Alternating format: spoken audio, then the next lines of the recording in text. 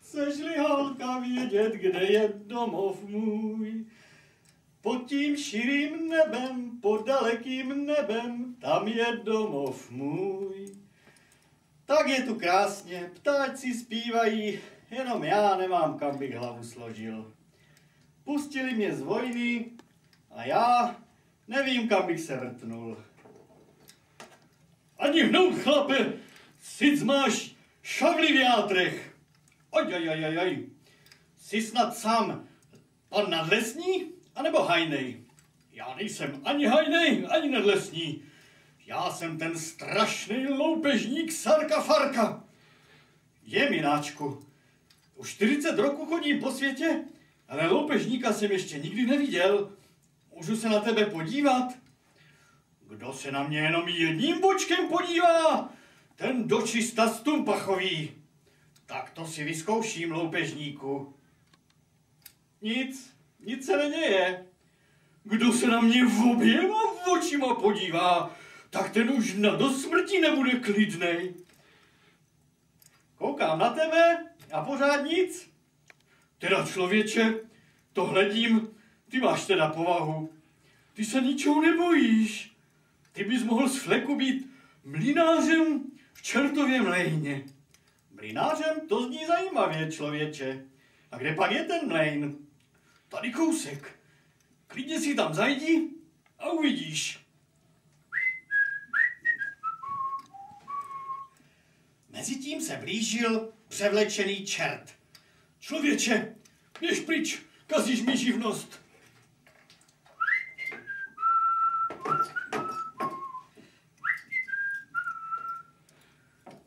Stůj, chlape!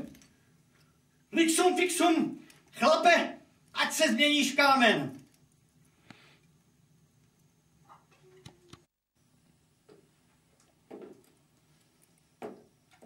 Já vám řeknu vašnosti, vy máte ale schopnosti. A vy jste kdo? Já jsem taky voloupenej. Tenhle halibuk mě taky přepadl. Aspoň ho máme z krku. A vy jste odkud? Já bych vám to řekl, odkud jsem, ale vy byste se hrozně bál. Martin Kabát se nikdy a ničeho nebojí. Tak si na to sedněte. Martin Kabát, dicinky, vestoje. Tak abyste věděl, já jsem ze samého pekla. No vidíte to. Já jsem rád, že konečně vidím čerta. Dneska jsem poprvé viděl loupežníka a teď vidím i čerta. Však mě taky ten holomek přemlouval ať do nějakého čertova mlejna. On to není tak špatný nápad, pane Kabát. Mohl byste si s námi čerty zahrát o nějakou skvělou cenu, třeba o pytel zlaťáků. Stačí, abyste dal do hry svoji duši. Ale človíčku, já na to moc nejsem. Ale když jinak nedáte, můžeme se k tomu čertovu mlejnu podívat. Ale víte co, pro jistotu odčarujte tady tohohle habána, ať už není kamenej. Tak dobře. Tu jsem celý nějaký dřevěnej. Však jsi to taky zasloužil. Nemáš tady přepadávat lidi, ty habáne jeden. Jo, loupežníku, ono se to nevyplácí. Tak už ho nechte, pane čert. Půjdeme do toho čertova mlejna. A oba zmizeli v lese a Sarka Farka mohl přemýšlet nad svými zločiny.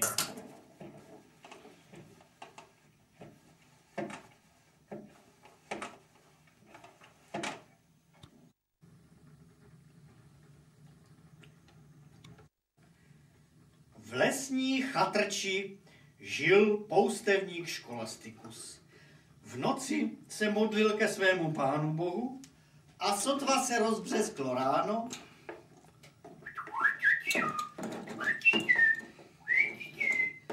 tak se vydal hledat kořínky a něco pro svou obživu.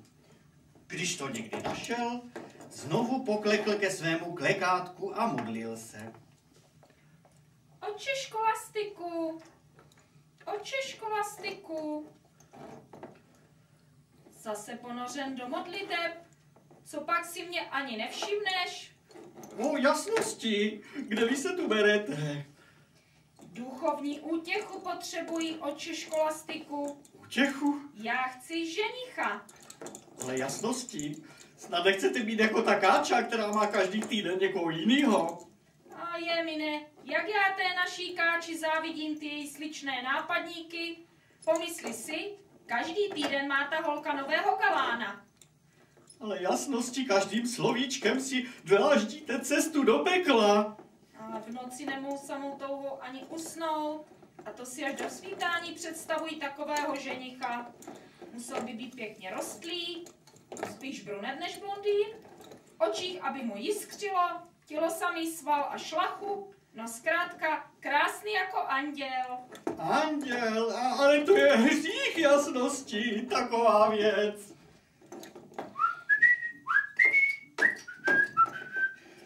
Co to vidím? Dobrý den, strýčku, dobrý den, krásná princezno. Už dlouho jsem u vás nebyl, strýčku. Kdo jsi? Vůbec tě neznám. Ale strýčku, ty bys mě zapřel tady před princeznou. Nebuď takový. Ale otče Školastiku, již dávno jsem nepoznala tak inteligentního a příjemného mladence. Víte, já jsem velmi příjemný. Víte, mám na starosti zhánění ženichů, zařizování svadeb, zeženu vám všechno, co si budete přát. Mám na skladě ženichy tlusté, tenké, chytré, hloupé, vůbec jaké chcete, hodné i zlé. To já bych si vybrala hned, já už to znám nazpaměť. No vidíte, okamžitě přestaň s tím tlecháním, ty čertu v zmetku. Ale otče Školastiku, že já povím ve městě, jak si tady ten kobylkový program zpestřuješ. Jistě tady vidím, že je nějaké kuřátko, navídni přece strýčku slečně. Děkuji vám. To je výborná pochoutka. Ale jasnosti to vůbec není pravda. Ty jeden pekelný zmetku, okamžitě zmiz. Zaříkám tě jménem nejvyššího. To je nepříjemné, to je nepříjemné. Kde pak je Lucius? Kde by byl? Tam, kde patří, konečně v pekle. Ale tak to já si ho tedy budu muset najít sama. Já se hněvám, otče Školastiku, já se hněvám. Lucie. Samé ženské, samé ženské. Té hořejší hospodě muzika pěkně hraje. Půjdem se tam podívat, kdo pak to tam tancuje. Tancujou tam myslivci, mají zelený šaty.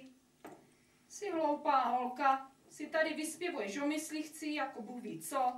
Přitom je to taková holota. Je mi ne, já bych se tolik chtěla vdávat, ale kde popadnout ženicha? Vdej se, Kačenko, vdej, jít si docela pěkná holka. I tomu nejčernějšímu čertu bych duši upsala, jen aby nějakej přišel. Co to slyším, co to slyším? To jsem tady správně. Dobrý den, Kačenko. Ženichy zařizují na počkání nebo do týdne? Fuj, to jsem se lekla. Já jsem myslela, že to Hastrman, nebo sám rohatej, a přitom takovej zelenáč myslivecký, co tady strašíš lidi. Ale já jsem skutečně čert. Však já bych radši čerta, aspoň bych si mu mohla říct o ženicha. Jakého by si spřála, Kačenko? Všechno zařídím. Co mě se týká, radši bych vlasatýho, než plešouna. Ale pokud to plešouně myslí s chudýma holkama poctivěji, může mít hlavu jako koleno. Už si to píšu. Ale já ti moc nevěřím. Co za to, milý čerte, chceš? Jo, Kačenko, nebude to tak hrozný. Stačí, aby si to přádičko napsala na cedulku, pěkně si vypsala, jakýho ženicha chceš, jenom to má jednu malou podmínku. Já jsem si myslela, v tom bude určitě nějaký háček. Napíšeš to vlastní krví. Uj, to bude bolet. Ale ne, není to tak hrozné. A potom zaneseš tu cedulku v 11 hodin večer do čertova mlejna. A neucukne před veselkou. Neboj se, všechno zařídím. Starší kolega už tě všechno vysvětlí. Pokud je to tedy tak, jak říkáš, milý čerte, tak já bych ti i věřila. Boreď bys nevěřila. Do týdne může být veselka. Ale co to? Slyším tady někde princeznu. Někde tady určitě bude. Princeznu bych nerad potkal. Radši se schovej, ať nás spolu nevidí. Jasnosti, jasnosti. Kde pak běháš, Káčo? Ale tamhle jsem se zapovídala s jednou starou babkou. Moc užitečný věcí jsem se od ní dozvěděla. Ten utečkolastik taky není k zahození. Ale co vám řekl ten starý plesnivý dědek? Ale mám si vzít kousek papíru a napsat na něj, jakého ženicha si přejí. Vlastní krví, že jo? A že ty si, Káčo, poslouchala. Na mou duši ne, jasnosti. Ale jestli ještě řeknete, že se to má dát do mlýna čertovýho, tak to nevím. Já se bojím, Káčo, já mám strach. Ale pro pána čeho? Pár starých čertů nám přece nemůžou veselku překazit. No tak to tedy půjdeme rychle ty cedulky napsat, aby jsme to teda do toho večera stihli. Tak tedy jdeme.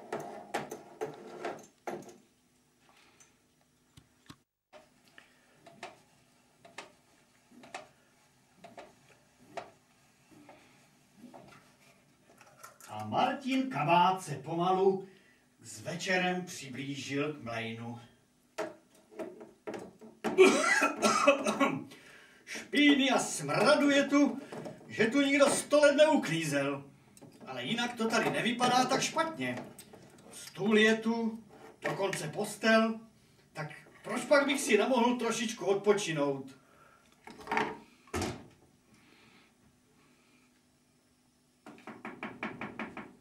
Kdo pak to sem jde? Dobrý večer přeji. Dobrý den, co pak tě sem vede, Květínko? Já jsem tady skrz tu žádost o toho ženicha. O ženicha? Ano, já jsem potkala toho mrňouska Luciuse a on mi slíbil, že si tady mám poňouknout, že si mám tady dát žádost o toho ženicha. No, Luciusovi já moc nevěřím, to je takový kvítko nevycválaný, ale vy jste takovej plesnivej starý čert. Já nejsem čert, co pak bych se ti já nelíbil? Čerta starýho, ráči prominou, já to tak nemyslela. A jakýho by si teda představovala toho ženicha, Kačenko? No, hlavně, aby nepil, aby moc nekarbanil, práci, aby se uměl postavit, kladivo a sekeru, aby uměl vzít do ruky a ženu potěšit. No, to se patří k věci. Máš to nějak sesumírovaný? No, tady mám tu žádost napsanou, počkej, hned ji podám. A radši to zkontrolovat, jestli tam nejsou chyby. No koukám, je tam toho napsanýho dost a to si psala červeným inkoustem. Vlastní krví je to psaný. Vlastní krví, Káčo. A abych nezapomněla, tady je ještě jedna cedulička od naší princezničky. Jo, tak princezna Dišperanda taky. No tak děvčata, máte to zařízený. Do týdne bude svatba. A poníženě děkuji a ručičku líbám. Ale teď už běž. Huš. Sácorky hloupí. Nevějou, že by upadli peklu do samý náručí. Ale mají štěstí, že je tady Martin Kabát. Ale že tu nikdo není, tak si ještě odpočinu.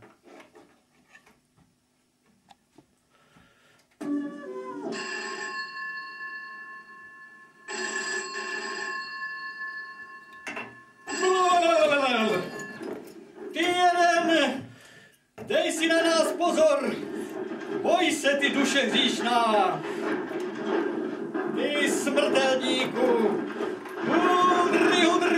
hudry. Kdo pak jste? Snad nejste ti čerti, co tady hrajou a strašijou. To jsme my, boj se. Už jsem viděl horší věci. Přestaň na mě dělat ble. Nedělej na něho ble. Radši si zahrajeme mariášek. Počkej, musíme ho přece pořádně vystrašit. Nechte toho. Co se týče mariáše, to bych si celkem zahrál. A co můžeš dát do hry? Jo, kamarádi, peníze já nemám. To byste mě museli půjčit. Půjčíme mu. To nejde. Ale půjčíme, jinak si ten mariášek nezahrajem. Tady jsou karty. Malá dává, jedem. Tak rozdávám. Kule, spodek. A A jedem. Nehraj to tak divoce. Nehraj to tak hrozně rychle. Hrajete to jak po nocní. Já mám svoji rychlost. A levá. A karta. A. Tak. Vyhrávám. Mám 4 esa. Jak jsi to hrál? Vždyť jsme prohráli všechny peníze. Jo, kamarádi, mariáž se musíte umět naučit. Já to nehrál hrozně dlouho. Seš k ničemu. Zavoláme doktora Soloferna. Doktore Soloferne, vládče pekelný. Doktore. Já! Co to je? Vy hlupáci, táhněte odtud. Neumíte nic. Pane Kabáte, chvěj se zlostí, když vás vidím ve společnosti takových pobudů. Ale mně je to jedno, pane doktore, čert jako čert. Nabízím vám mnohem lepší hru. Zahrajeme si o něco mnohem cennějšího než o pár šestáků. Co takhle o pytel zlaťáků nebo o dušičku? Jo, pane, na duši mě nešahejte. Duše to je to jediný, co mám. Ještě kromě kabátu. No tak, pane kabát, proč pak bychom si nezahráli o ten váš kabát? Duše, to je takový sběratelský artikl, ale kabát, ten taky není k zahození. Zahrajeme si třeba očko. Co říkáte? Je to rychlá hra a vítězí se snadno. Nabízím, že když vyhrajete, dostanete pytel zlaťáků. Když vyhraju já, budu mít váš kabát. Tak dobře, vašnosto. Rozdávám 3 karty. 3 a 3. Aj. Už to vidím, že jsem prohrál. Nedá se nic dělat, pane doktore. Užijte si ten můj kabát ve zdraví. Tvůj kabát vůbec nepotřebuji. Co chci, jsou ty oupisy. Oupisy? Přece jenom si hlupák, lidský červe. Ty oupisy jsou naše. A holky přijdou do pekla. Co jsem to udělal? Já, hlava dubová, vždyť já zapomněl, že jsem ty holky nechal v tom kabátě. Ale já to tak nenechám. Já si pro ně dojdu. Třeba bych měl jít do samotného pekla. A zařídím to, aby je neschvátilo. Dobou byl pan král na zámku úplně sám. Pořád jsem tu sám, nikdo si mě nevšímá, nikdo mě nemá rád. Kde pak je ta dišperanda? A ta káča taky. Kdo ví, kde se toulají? A tady jsem, tatínku. Dišperando. Kde pak si celou dobu touláte se po lese a hodíte se s kdejakým zajícem a tatínek, ten je tady úplně sám. No a musela jsem si jít k otci Školastikovi pro duchovní posilu. K tomu starému Paprikovi, co ten ti může dát? A na tebe jsem taky spolehal, káčo, že ji trošku pohlídáš. Ale teď si sám říkal, ať si hledáme pořádné ženichy, tak si je hledáme. Ženiši budou, ale zvláště pro tebe, drahá dcero, musíme zajistit někoho urozeného, někoho, kdo má úroveň, a ne dřevorubce z lesa, kde celou dobu přebýváte. Snadné prince Izidora, teď mu stávají uši. A Káča říkala, že mu haraší na cimbuři. Princ Izidur je dost dobrý. Sice je tlustý, ale vládnout může taky dobře. Ale já si ho nevemu a ne.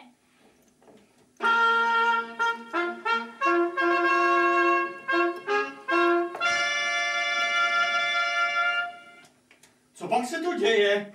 Kdo pak to přichází? Dobrý den, králi. Přišel jsem, protože jsem se doslechl o kráse tvé dcery a o vzpanilosti tvé služebné Káči. Ale pánové, to mě těší, snad byste se nechtěli o mé dcery ucházet. Jsem z království, které patří mezi nejbohatší na celé zemi, se zásobou diamantů, drahokamů a všelijakých bohatostí. A já jsem se zamiloval do tebe, Kačenko. A čím pak si tam u toho prince? Já jsem tím vůbec nejdůležitějším. Jsem sám správcem. A stavení a kravičky máš taky? Stateček mám taky. A kravičky, švejcarský plemeno. To se ti bude líbit, Kačenko. No, to se teda na to podívám, to by mě zajímalo. Tak co říkáte, děvčata? Líbí se vám takový nápadníci? Tatínku, sympatický mládenec, jen co je pravda. Zahrnu tě zlatem, princezno. Budu tě milovat tak jako nikoho. Před tebou ani po tobě. Jsem šťastná. No pak to sem jde. Otče Školastiku, ty jsi přišel. O, drahá princezno, králi, doslechl jsem se, že se dostavili dva nápadníci. To jste vy, pánové. Vzal jsem si svěcenou vodu a chtěl jsem vám požehnat. Nám vůbec nemusíte žehnat. Ale cítím tady nějakou síru, jako by to byla čertovina. Zaříkám vás jménem Boha. A to je nepříjemné, to je nepříjemné. Co to bylo? Nebyli to nakonec dva čerti? Káčo, já mám strach, já se bojím. Kačenko, přece jenom tě miluji. Pojď se mnou. Co to bylo za hrůzu? Kam se poděla Káča? Říkal jsem vám, pane, byli to dva čerti, převlečení. Ještě, že tě neodnesli taky, drahá dcero. Kdo s peklem zachází, peklem sejde. A zase jde o ty ženské, zatracené ženské plemeno.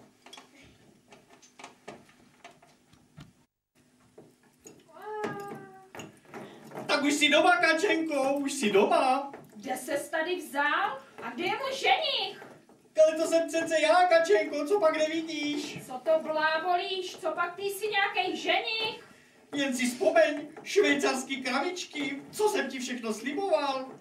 Tak je to tedy, poctivý děvče, oklama, že se nestydíš. Já ti ten kožich vypráším. Ale Kačenko, na řízení se musí poslouchat. Držte mě, si z vás tady střískám na jednu nás, hromadu. Kačenko, Já chci pořádnýho ženicha. Kačenko, nechej nás. Brány pekelné, otevřete se člověku spravedlivýmu. Hele ho, čerta starýho, ty jdeš zrovna do rány. Co tu chceš, ty živá duše? Přišel jsem si pro Káču. Káčo. Kde mám svýho ženicha, co jsem ti na něj dala písemný slovo? Ale Káčo, tebe to vdávání nepřišlo ani v pekle. Peklo, nepeklo, já chci pořádného ženicha, jinak si mě budeš muset vzít ty sám. Ale Káčo, třeba si tě vezmu, ale teď tě musíme dostat ven z pekla. Huš, darebáci, řekněte mi, kde se dostanu k doktoru Solofernovi.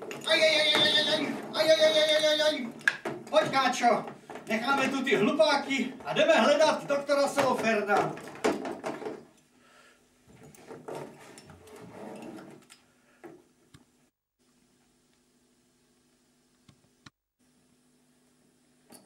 Jak jsem to zařídil, pane doktore? Dobře jsme to zařídili. Máme dvě krásné dušičky. Ale 2 dušičky to je málo. Potřebovali bychom víc dušiček. 10 dušiček, 100 dušiček, 1 000 000. Chtěl bych schlamsnout celý svět s těmi oupisy.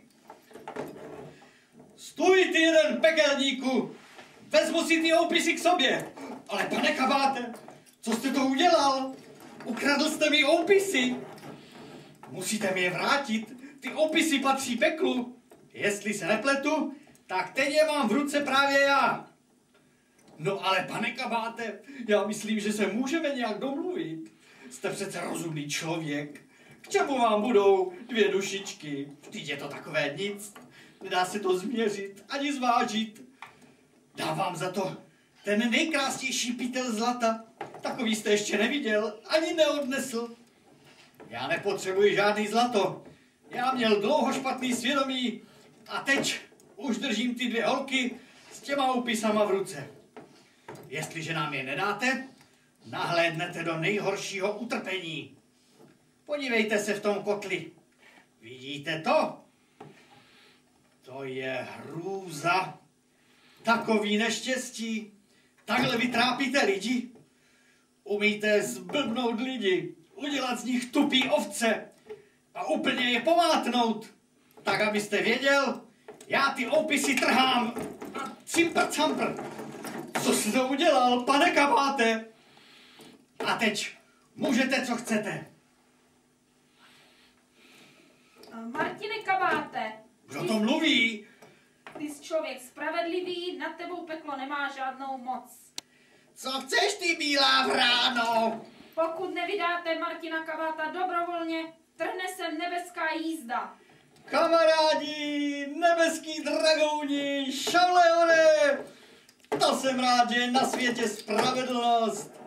Věděl jsem, že se odtud dostanu. Můžete si tu dělat, co chcete. Nesnáším nebe a anděli.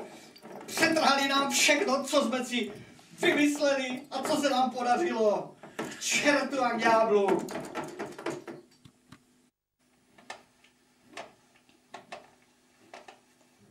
Martin Kabát se probudil před čertovým mlýnem. Je, mináčku, ještě před chvilkou jsem byl v pekle a najednou si tu vyspávám na pasece. A první, koho uvidím, co ty tu děláš? Sarko Farko. Martine, kde se tu ty bereš? Jo, kamaráde, já byl rovnou v pekle. Ale nepovídej, snad ne pro ty ženský.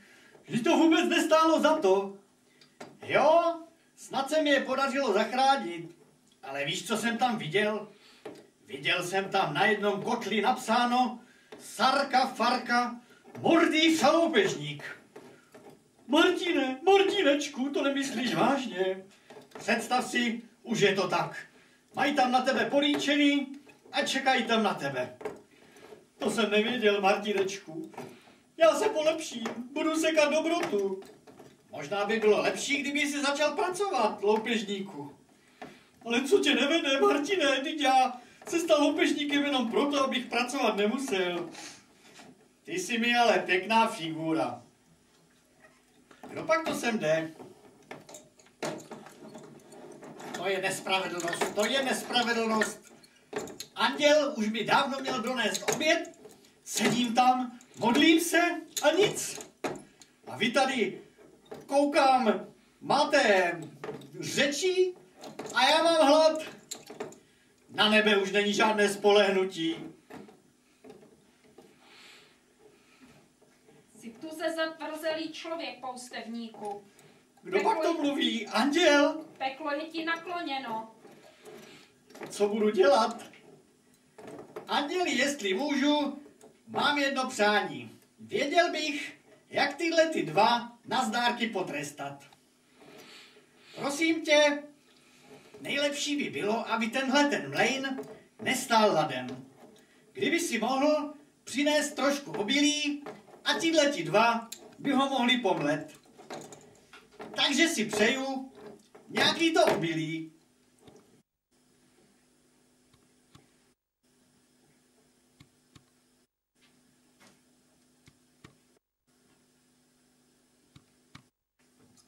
Snad si anděl nemyslí, že já tady budu pracovat. Ale jo, oba dva teď rozjedete tady ten starý mlejn. Už si to moc a moc zaslouží.